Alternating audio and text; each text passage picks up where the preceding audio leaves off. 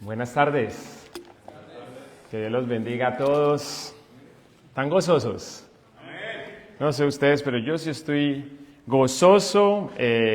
No solo porque Colombia ganó 2 veces ayer, le ganamos a España, le ganamos a México. No solo porque hubo una sorpresa baby shower. No solo porque nuestros compatriotas venezolanos ganaron un Novo. Por encima de todas esas cosas, me gozo de estar aquí, en la casa del Señor, con el pueblo del Señor, y especialmente ahora que vamos a estar leyendo, estudiando la palabra del Señor. Si aún no hemos tenido la oportunidad de conocernos, le pido el favor que me conceda el gusto de estrechar su mano al salir para saber su nombre y así ponerme a su servicio. Entre tanto, permítame presentarme. Mi nombre es Jefferson Hernández y por la gracia de Dios tengo la dicha una vez más de predicarles su bendita y poderosa palabra, a fin de exponerles una diferencia crucial que existe entre un creyente y un cristiano, o por así decirlo, entre un creyente que cree en Dios y un cristiano que cree en Dios y en Cristo. Y para ello, les invito a que abran sus Biblias en Hechos, capítulo 19, versículo 1 al 7. Hechos, capítulo 19, versículo 1 al 7. Mientras tanto, mientras que hayan este pasaje y no tienen que pararse aún, yo les avisaré en qué momento vamos a leerlo.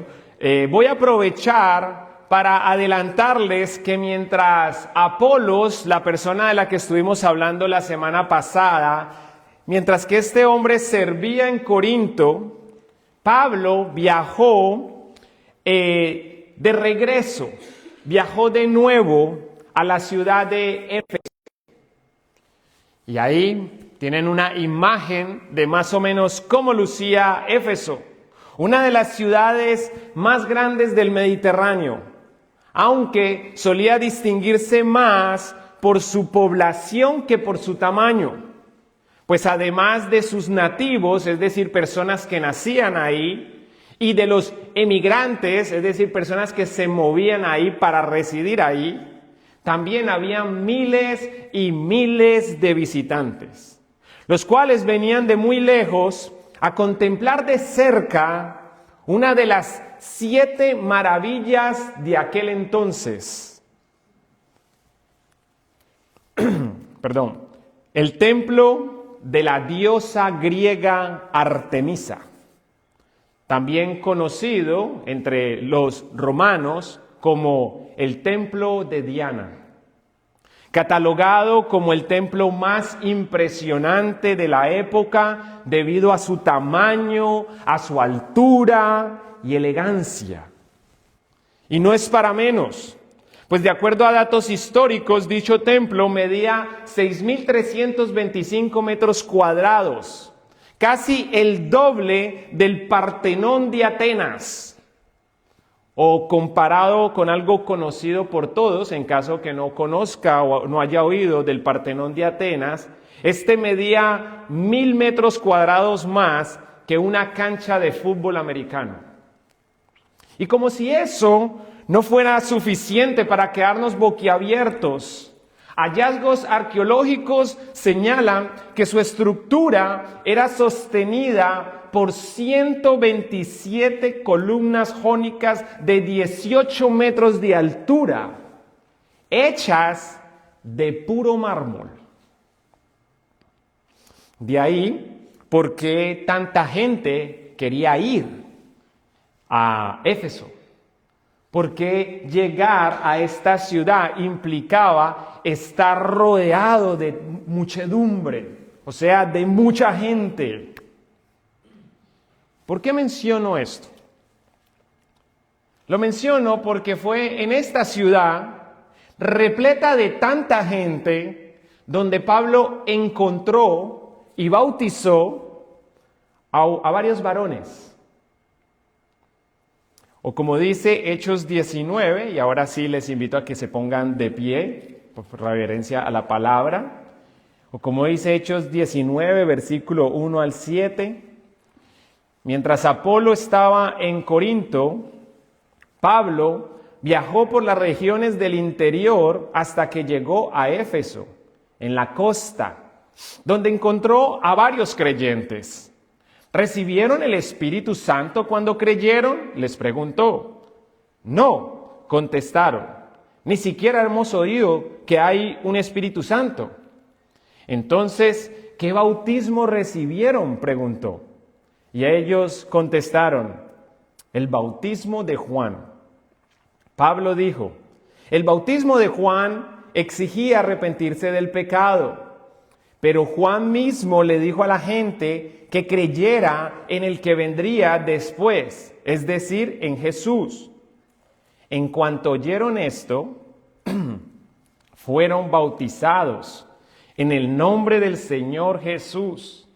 Después, cuando Pablo les impuso las manos, el Espíritu Santo descendió sobre ellos y hablaron otras lenguas, esto se refiere a lenguajes, y profetizaron. Habían unos 12 hombres en total. Padre, Señor, a punto de exponer este pasaje, te ruego, Señor, que prepares a tu siervo y que lo uses. Señor, que de la misma manera hables a tu pueblo directamente, que perfores corazones, Señor, quebrantes hoy. Señor, que habilites las voluntades para que al finalizar, Señor, podamos proceder a hacer tu voluntad, según nos sea indicado, Señor. Algunos para que den testimonio de fe pública, Señor, a través del bautismo. Otros para que demos testimonio verbal, Señor, de quién eres tú, de quién es tu Hijo, de lo que tú has hecho por amor a nosotros. Y otros, Señor, para rendir sus vidas, Señor, y ser salvos el día de hoy, Señor. O para dar testimonio de que no hace mucho fueron salvos. Prepáranos, Señor, que este día sea un día memorable. Te lo ruego en el nombre de Jesús. Amén. Pueden tomar asiento. Como pueden observar, Pablo encontró y bautizó a un grupo de varones, a quienes Lucas identifica en el versículo 1 como creyentes o como discípulos, dependiendo de la versión que usted use.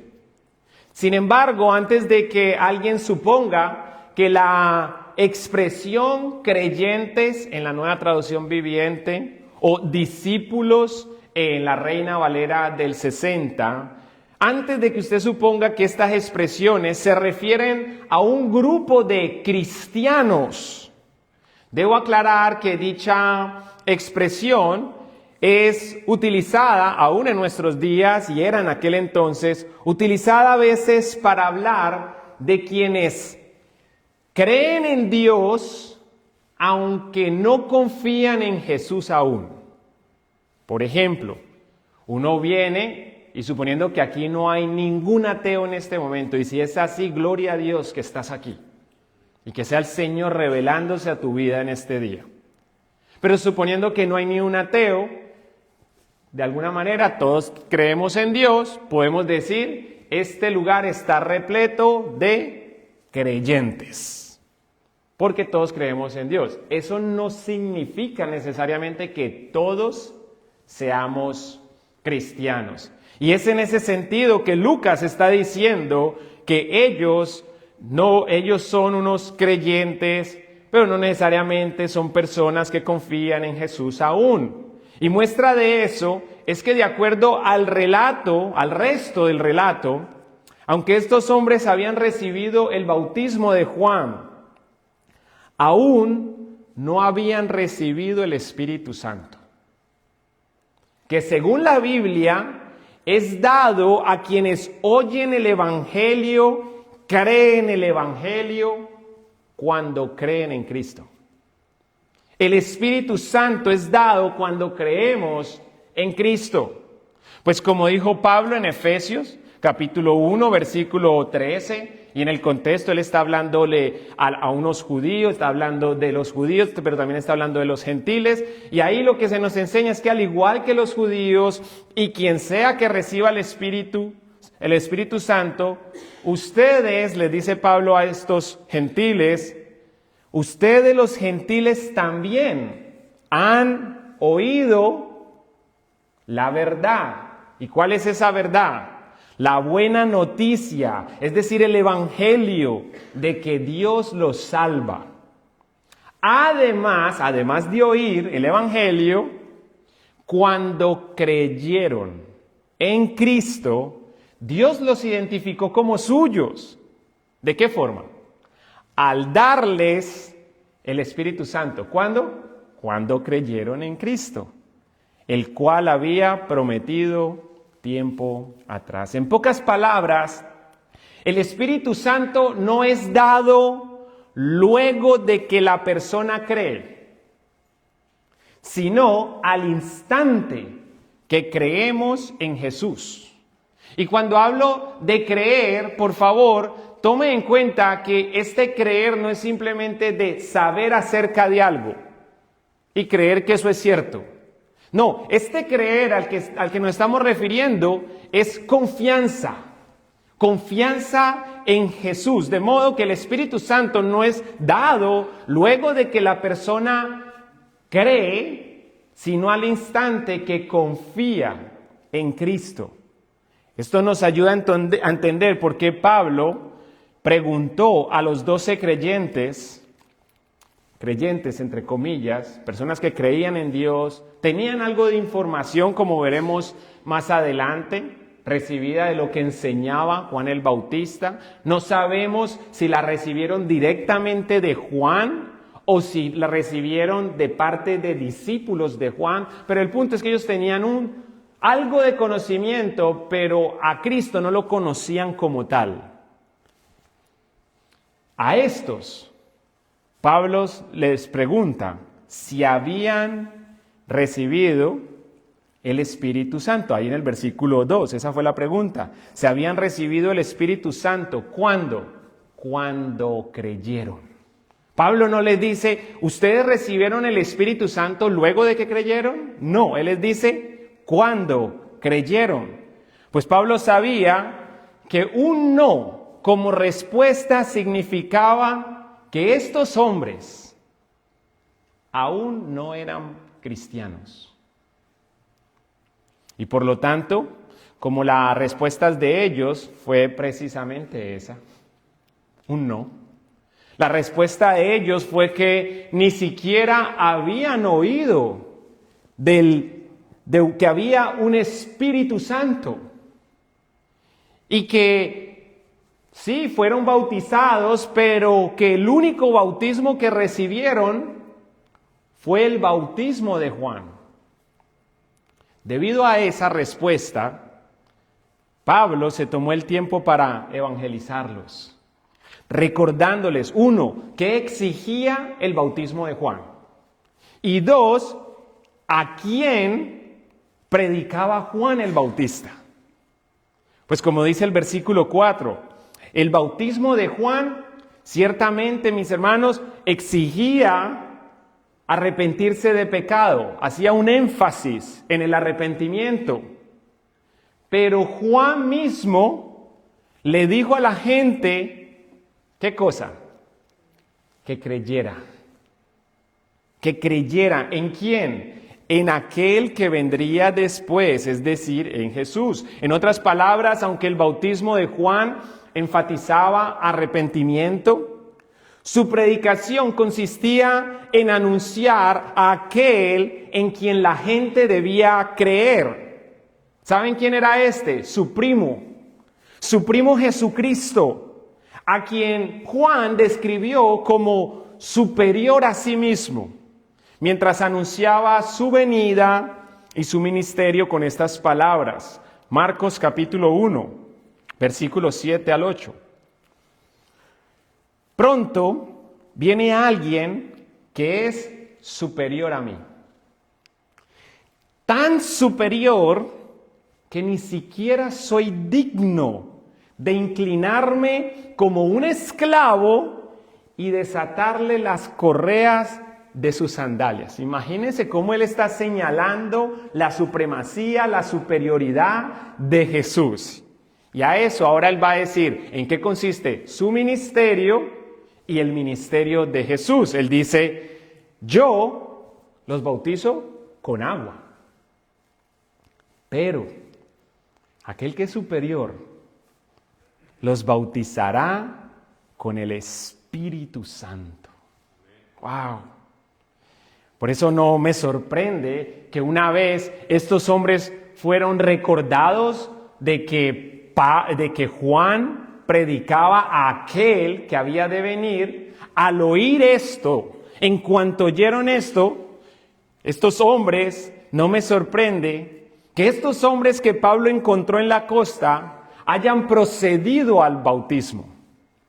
Ellos no tardaron en ser bautizados en el nombre del Señor Jesús, como indica el versículo 5, manifestando así su admiración por el que vino después de Juan.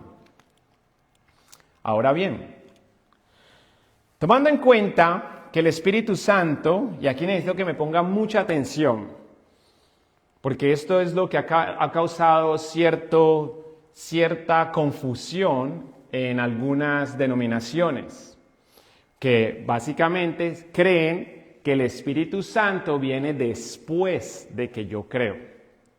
Y la pregunta que nos debemos hacer ante una declaración de esa es, ¿será que el hombre en su estado natural tiene la capacidad de creer y responder al mensaje sin que haya una intervención divina?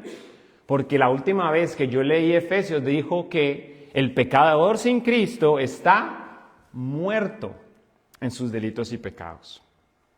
Entonces, tomen en cuenta esa realidad y oigan lo que ocurrió acá. Porque al tomar en cuenta que el Espíritu Santo no descendió sobre ellos cuando fueron bautizados, como sucedía en Hechos capítulo 2, versículo 38, es decir, luego del Pentecostés, eso fue lo que Pedro había dicho, que recibirían el Espíritu Santo cuando fueran bautizados.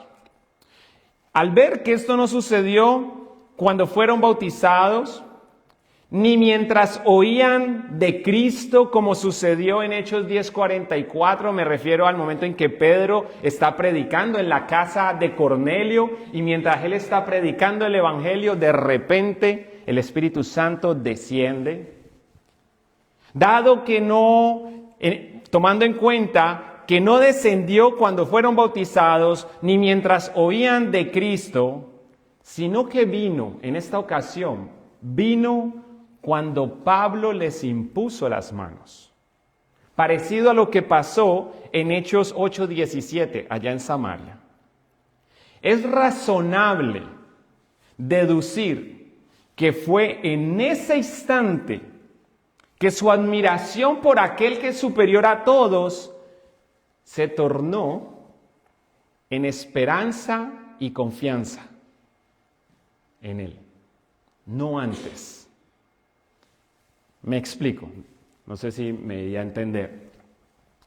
Al ver que el texto dice que ellos fueron bautizados, ¿cierto? Ellos no tenían el Espíritu Santo, fueron bautizados, luego Pablo impone las manos y después de que impone las manos es que el Espíritu Santo desciende sobre ellos. Pero acabamos de ver que el Espíritu Santo desciende ¿cuándo? Al momento que creemos. ¿Qué nos dice esto? Que ellos procedieron al bautismo, entendían intelectualmente, cognitivamente, entendían quién era Jesús, entendieron que era superior, pero no necesariamente estaban confiando en Él. ¿Cuándo se lleva a cabo esa confianza? Al momento en que Pablo impone las manos. ¿Quiere decir eso que ahora necesitamos imponer la mano sobre los incrédulos que quieren dar testimonio público de su fe? No, de ninguna manera. Eso ocurrió en esa ocasión solo y únicamente para mostrar de que Pablo tenía autoridad apostólica. Porque anteriormente los que habían impuesto manos sobre la gente que creía y el Espíritu Santo descendía sobre esas personas, habían sido apóstoles. Y con eso ya queda demostrado de que Pablo es un apóstol del Señor.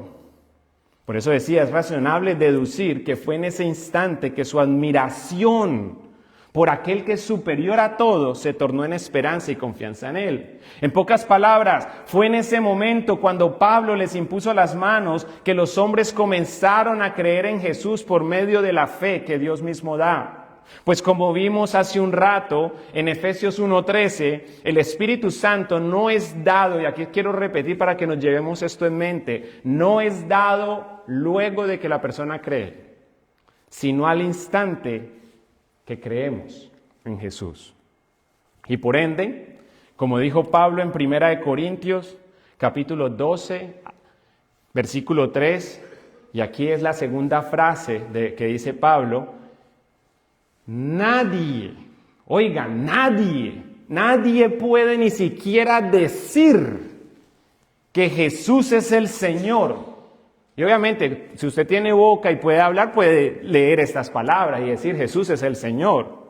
Pero este decir es testificarlo creyéndolo, confiando en Jesús. Nadie puede decir que Jesús es el Señor excepto por el Espíritu Santo. O sea que si la persona no tiene el Espíritu Santo, no puede confiar en Cristo. Y por eso esto ocurre simultáneamente. Ahí estaba el aspecto teológico, doctrinal, que me urgía enseñarles hoy. Dicho esto, permítame compartirles 3 realidades que aprendemos de este relato. En primer lugar, este relato nos enseña que una persona puede identificarse o ser identificada como creyente por creer en Dios y aún así estar perdida en sus delitos y pecados por no confiar en Jesús. Imagínense, personas que creen en Dios y creen de verdad, pero no por eso están a salvo. Están perdidas. Pues como dice Santiago capítulo 2:19, creer en Dios no cristianiza, porque aún los demonios creen en Dios y creen que Dios es uno.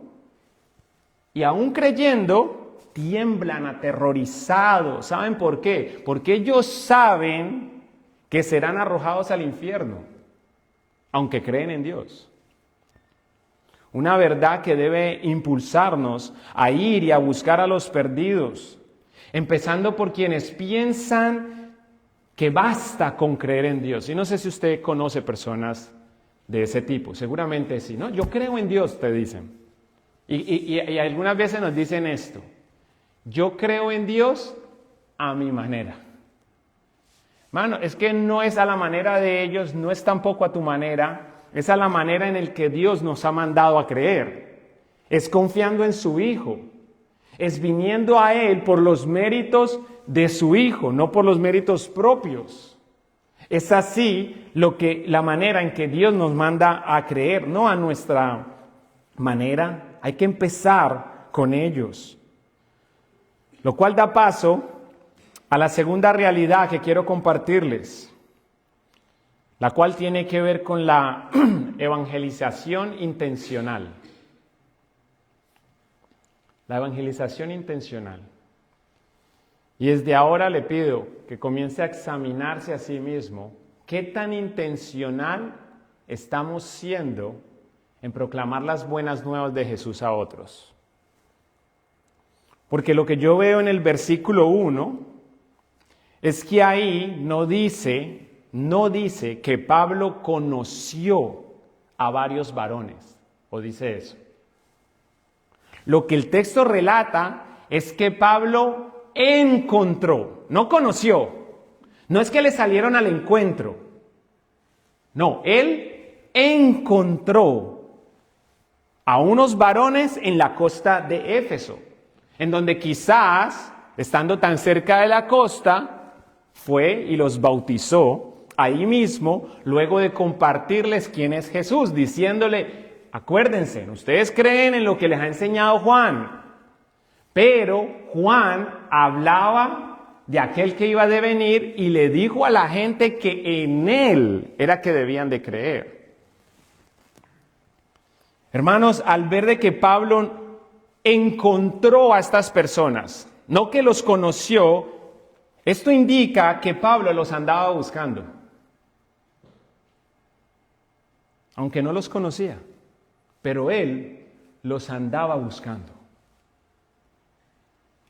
Pues él sabía que a donde quiera que él fuera, debía buscar a los perdidos y no cesar de buscarlos hasta encontrarlos.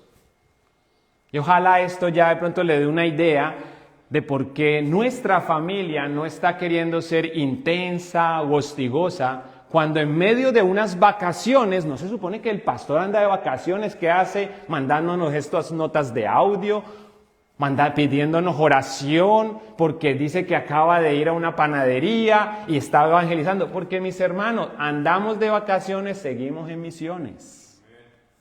Y ojalá que usted también haga lo mismo. A donde sea que va, usted debe ir buscando y no descansar hasta encontrarlo.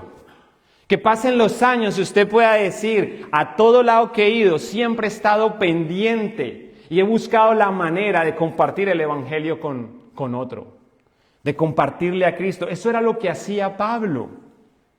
Como dijo el pastor John MacArthur, ya falleció el hermano, pero miren este comentario, dice, Pablo vivió como si estuviera en deuda con los incrédulos, que les debía algo, porque sabía lo que con urgencia ellos necesitaban. Pablo vio a los incrédulos como personas en un camino que conduce a la destrucción y tenía el mensaje que podía cambiar ese destino. Les debía, oigan la palabra, debía, les debía como mínimo la proclamación de la salvación. ¡Wow! Pablo los buscaba y no cesaba de buscarlos hasta encontrarlos. De hecho, cabe añadir que la palabra griega que fue traducida como encontró en el versículo 1 es heurisco, lo cual significa e implica hallar mediante investigación, reflexión, examen u observación, descubrir por la práctica y la experiencia. Hermanos, esto lo que nos está diciendo es que Pablo, mientras viajaba, él investigaba. Él no llegó a la costa de Éfeso sin norte, como que apareció ahí de la nada. No, él ya tenía un objetivo. Él sabía a qué iba y no solamente eso, él ya sabía por quiénes iba. Esto de que encontró a estos hombres es porque él ya sabía acerca de ellos. Seguramente él estuvo investigando y le dejaron saber, fíjate que hay un grupo que oyó acerca de Jesús por medio de las enseñanzas que andan impartiendo los discípulos de Juan. Ahora, como Juan el Bautista murió antes de que Jesucristo fuera crucificado, antes de que Jesucristo resucitara de entre los muertos, antes de que Jesucristo ascendiera y fuera exaltado en gloria, antes de que el Espíritu Santo de la promesa descendiera sobre los que creían, pues estos hombres tenían una información, pero la tenían incompleta. Y a Pablo, investigando, supo de ellos. Y eso lo llevaba a reflexionar. Hermanos, si me pasa el favor de proyectar nuevamente la definición. de hiurrisko, la palabra griega hiurrisko. Dice que reflexión. ¿Sabe qué es lo que Pablo seguramente reflexionó? Lo que usted y yo reflexionaríamos al saber acerca de este grupo que conoce la verdad solamente en parte y que están bien intencionados porque hasta manifestaron un grado de arrepentimiento al pasar por el bautismo de Juan, que exigía arrepentirse. Él lo que está reflexionando es, esta gente es bien intencionada, ha expresado que se arrepienten, pasaron por el bautismo, saben de Jesús pero no lo conocen, o tal vez están ignorando la parte más esencial que Juan mismo les decía, crean en Jesús. Y Pablo reflexionando en eso, ¿cuál era su conclusión? Si esta gente se muere, se va a ir eternamente al infierno. Hay que hacer algo. Tengo que ir a buscarlos. Bueno, no solamente nos dice que investigación, reflexión, se nos dice examen u observación. Nuevamente, hermano, en la definición, por favor. Investigación, reflexión, examen. ¿Se nos durmieron o no proyecta? Bueno, hagamos de cuenta que dice ahí, vea, ¿sí ve? Examen. Pablo los examinó, no sé si usted notó, pero Pablo le hizo dos preguntas. Pablo le hizo dos preguntas y él estuvo atento a sus respuestas, observó qué era lo que respondían. ¿Cuáles eran las dos preguntas? ¿Recibieron ustedes el Espíritu Santo cuando creyeron? Ellos podrían haber dicho, no, nosotros ya creemos, pero no tenemos el Espíritu Santo. Entonces Pablo iba a decir, bueno, entonces ustedes creen cognitivamente, pero todavía no confían en Jesús. Ustedes necesitan el Evangelio. Pablo está atento. Ellos responden, no, ni siquiera hemos oído que hay Espíritu Santo. ¿Qué hace Pablo? Les hace otra pregunta. Entonces, ¿en qué nombre de quién fueron bautizados? Y ellos ya dicen, en el bautismo de Juan. Pablo investigaba, reflexionaba, examinaba y observaba. Y nuevamente, y no es que la quiera montar a los hermanos, nuevamente, por favor, si lo pueden proyectar. Y es más, después de esto la quitan. ¿Qué dice ahí? Antes de que la quiten, la práctica, descubrir por la práctica y la experiencia. Y yo me temo que aquí muchos de nosotros, o al menos ojalá que sean pocos, no han descubierto y no han encontrado a alguien que ustedes pueden decir, Dios me usó para llevar a esa persona a la verdad, por una sencilla razón, no los andan buscando.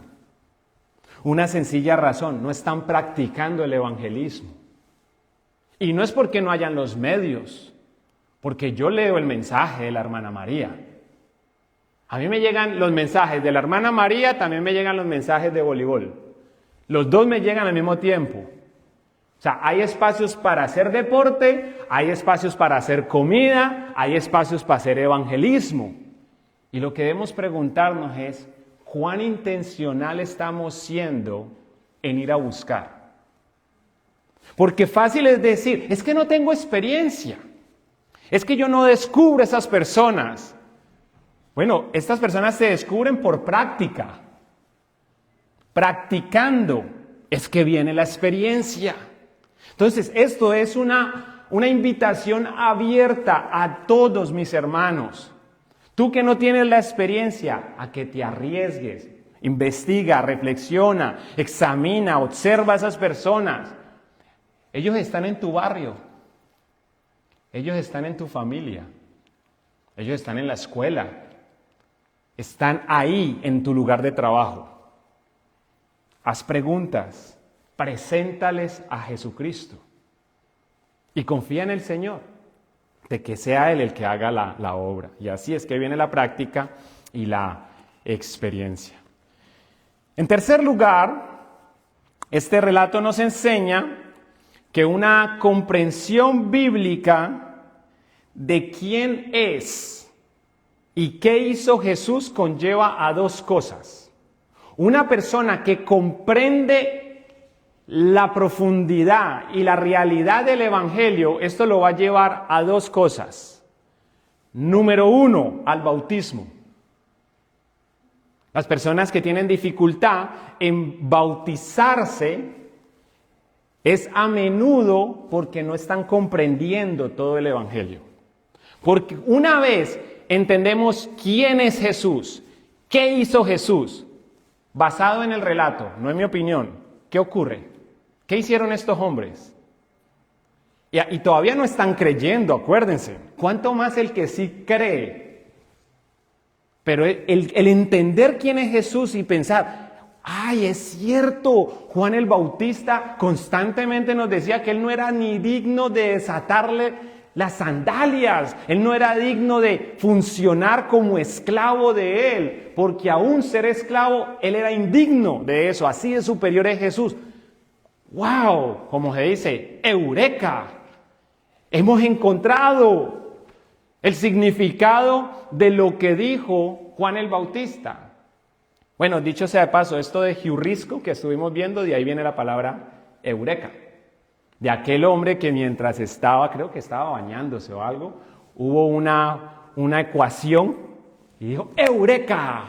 Como que dice, lo hallé.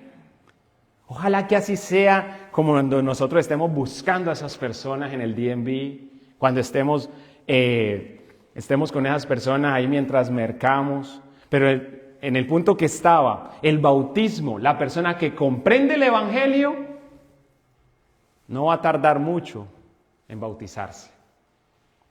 Pero no solo eso.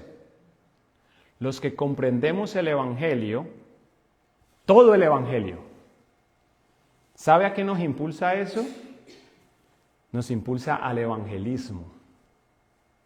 Pablo no era de otra naturaleza la nuestra. Él tenía una cabeza, 2 ojos, una nariz, 2 orejas, 2 manos, 10 dedos en las manos, 5 en los pies, igual que usted, igual que yo. De hecho, la mayoría acá, porque son apuestos y las mujeres se ven muy elegantes, pueden decir que superficialmente estaban en mejores condiciones, porque Pablo era chiquito, era gareto según los historiadores, su nariz era curviada y encima de eso su voz era como un chillido, así. Pero ese hombre imparable, porque él comprendía el Evangelio. Él comprendía que Dios es santo y justo y que debido a su justicia, Dios no va a pasar por inocente al que es culpable a menos que sea justificado a través de su Hijo Jesucristo, a quien Él envió a vivir la vida perfecta, a morir en una cruz en sustitución de pecadores, quien resucitó de entre los muertos y reina y va a regresar. Pablo sabía que las personas, si no se arrepienten de sus pecados y no confían en Jesucristo, esas personas, él comprendía el Evangelio, él sabía que esas personas se van a ir al infierno. Y esa es la sorpresa y el asombro que a mí me causa, hermanos. Y si esto los está incomodando para bien, para llevarlos a hacer lo que debían hacer, gloria a Dios, porque esa es mi oración. Pero mi mayor asombro es ver personas que dicen, yo creo en Jesús, yo creo el Evangelio, y no andan buscando a los perdidos. Yo digo, ¿será que sí creen en el infierno? Porque si creyeran en el infierno, estarían con urgencia buscando a otros para que no vayan ahí. Estarían en deuda, se sentirían en deuda. Una comprensión bíblica de quién es y qué hizo Jesús conlleva al bautismo y al evangelismo. Lo cual nos lleva de la mano a la pregunta más importante. Ya sabemos qué ocurrió en la costa de Éfeso. Qué buena esa información, pero más que información queremos una transformación. Queremos ver cómo tomamos ese ejemplo, el ejemplo de esos hombres que creyeron, se bautizaron, ese ejemplo de Pablo que creyó y se bautizó también y comenzó a evangelizar, y cómo eso lo vamos a poder poner en práctica a nuestra vida. Y creo que solamente diciendo eso, ustedes ya saben de qué va a tratar las aplicaciones.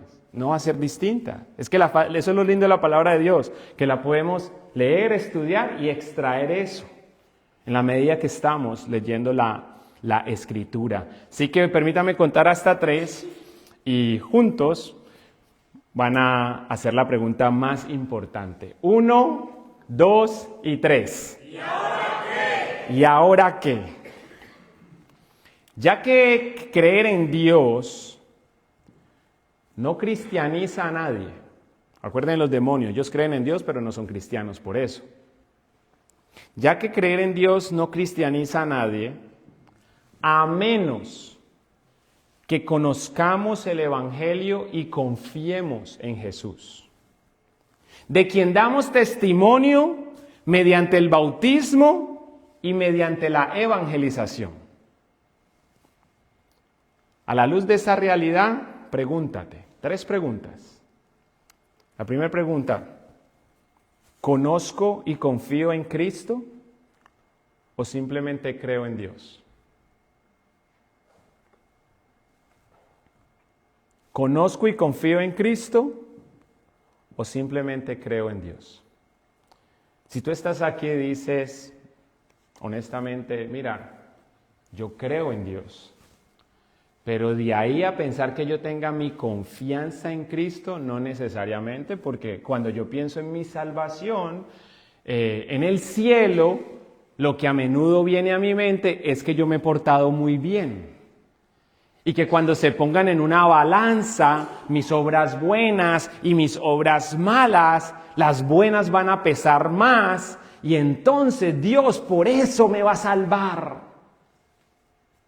Y parece profundo y como que tiene sentido, pero es mentira.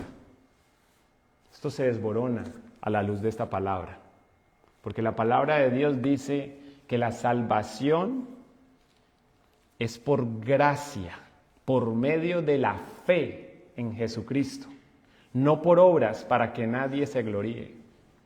Y de ahí la necesidad de que además de creer en Dios, tú confíes en Jesucristo, aquel que vivió, murió y resucitó, que fue exaltado en gloria. En Él es que debemos tener puesta nuestra confianza. Y de hecho, quiero hacer algo y es, si tú hoy quieres entregarle tu vida al Señor, aprovecha este momento.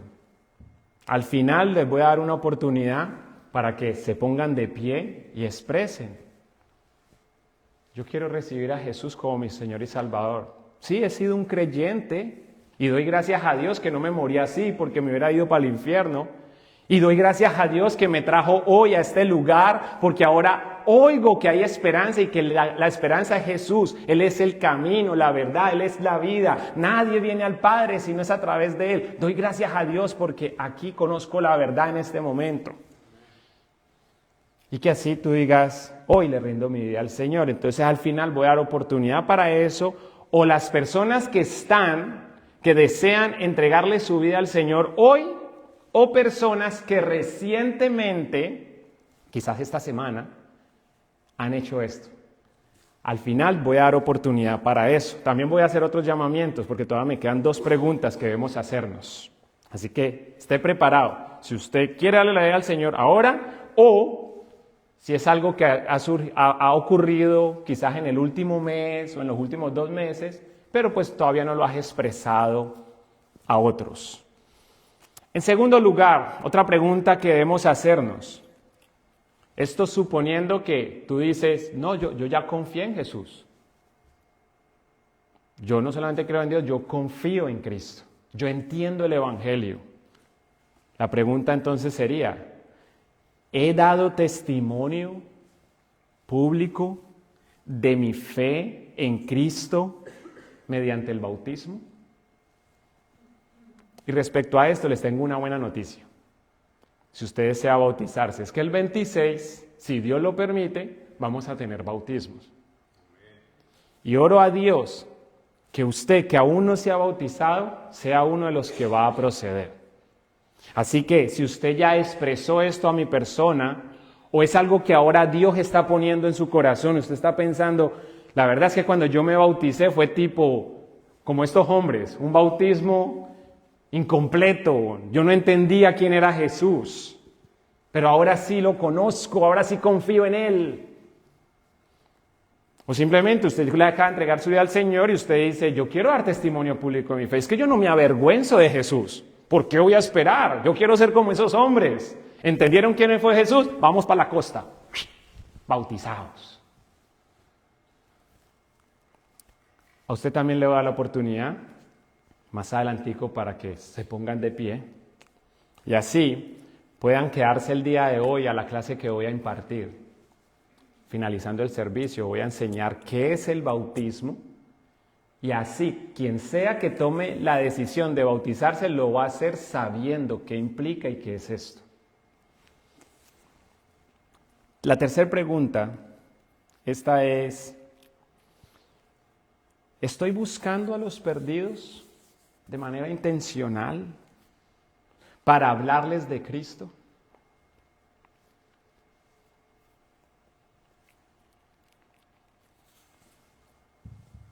Usted sabrá. Hermanos, es delicioso habitar, bueno y delicioso es habitar los hermanos juntos en armonía, ¿cierto? Gloria a Dios por los tiempos de comida, de risas, de compartir, de juegos, de deportes, de chistes. Pero hermanos, si eso es todo para usted, esto no es un club. Este no es el lugar indicado. Dios nos va a demandar cuentas por cómo estamos empleando el tiempo como iglesia. Y si ese tiempo no incluye buscar a los perdidos, Dios primeramente me lo va a demandar a mí. Y yo de alguna manera me las voy a arreglar para salir de esa responsabilidad diciendo, Dios, ahí es, bueno, nosotros no tenemos páginas de YouTube. Dios lo sabe, es lo importante. ¿Cuántas veces se habló de evangelismo en esta iglesia? Hermano, aquí no se habla de evangelismo. Aquí no hay alguien que los invite a evangelizar. Porque si usted por su naturaleza, y lo entiendo, mi naturaleza es igual, nuestra naturaleza se resiste a la autoridad. Ese es el estado natural de las personas. Cualquier autoridad, empezando con la gente que más nos ama. ¿Quiénes son los hombres? Las personas que más están ahí para protegernos, para cuidarnos. Los padres, ¿cierto? ¿Qué hacen los hijos? Pues como ellos son los que están en la posición de autoridad, se resisten a esa autoridad, ¿cierto?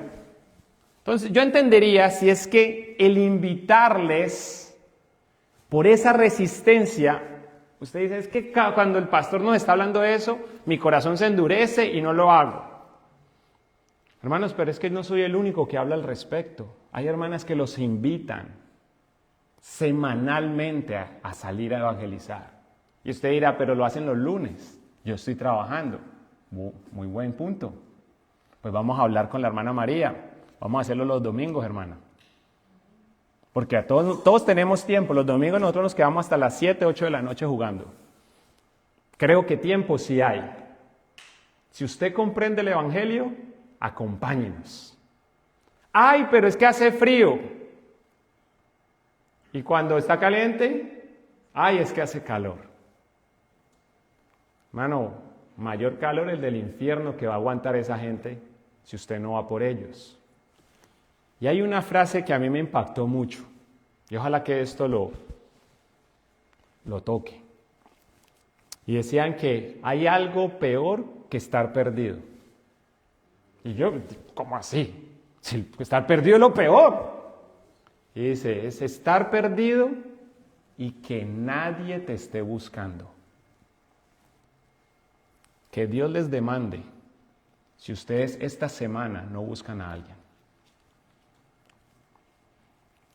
Ahora es donde quiero dar oportunidad.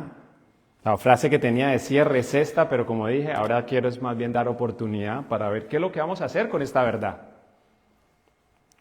Para no salir de lo que había preparado, voy a cerrar. Usted sabe que yo siempre cierro con una frase, ¿no? Que Dios nos ayude a demostrar y vivir la fe, creyendo, obedeciendo, ya que el bautismo es un acto de obediencia, y llevando la esperanza de Cristo a quienes aún no le conocen. Que el Señor nos ayude y aprovecho entonces para pedir que si usted quiere darle su vida al Señor hoy, quiere reconocerlo como Señor y Salvador porque reconoce quién es Él y qué hizo, ya sea ahora o sea porque lo ha hecho recientemente, puede ser esta semana, puede ser durante este mes o el mes anterior, pero ahorita usted es un cristiano secreto. Solamente usted sabía que le había entregado su vida al Señor. Le invito a que se ponga de pie. Christopher no sabía. No sabía, Christopher.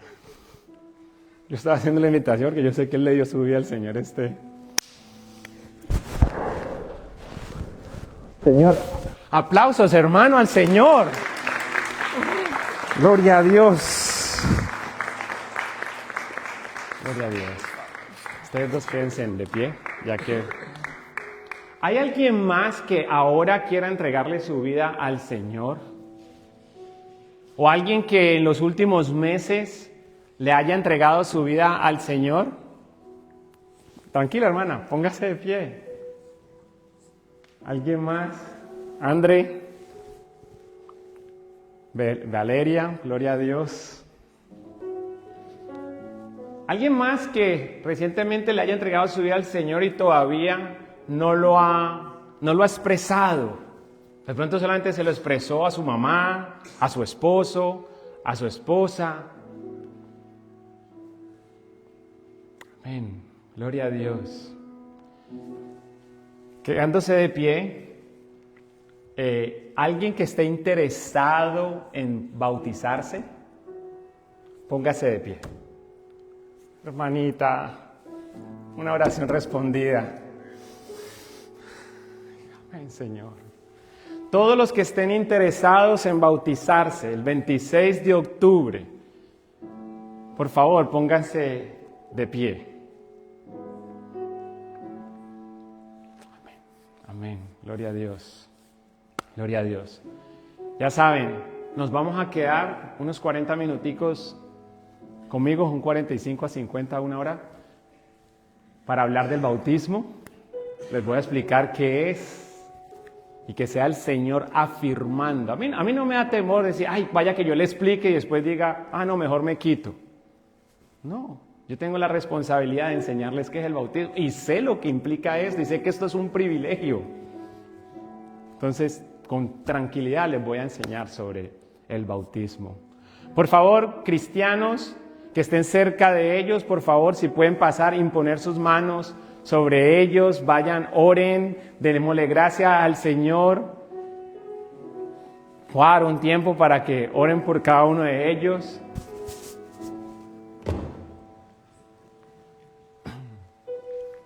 Usted oren ahí donde están. Yo después voy cerrando con una oración y me gozo. El Señor está obrando, gloria a Dios.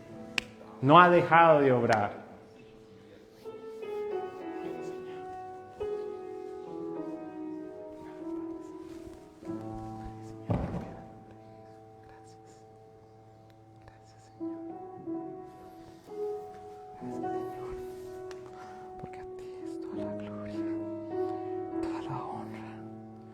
Todo el honor por los siglos de los siglos, Señor.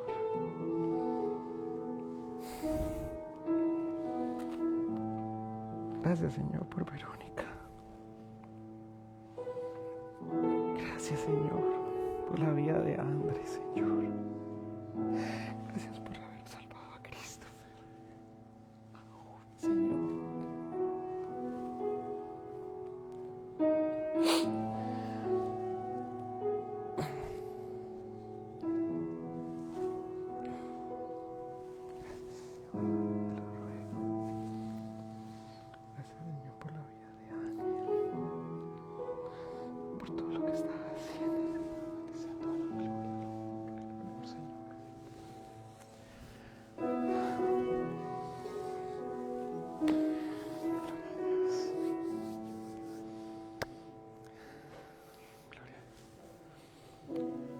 Padre Señor, te damos infinitas gracias porque lo que está ocurriendo en este lugar es tu Espíritu Santo moviéndose entre nosotros, aún para aquellos que habían ya entregado su vida y confiado en tu Hijo, Señor.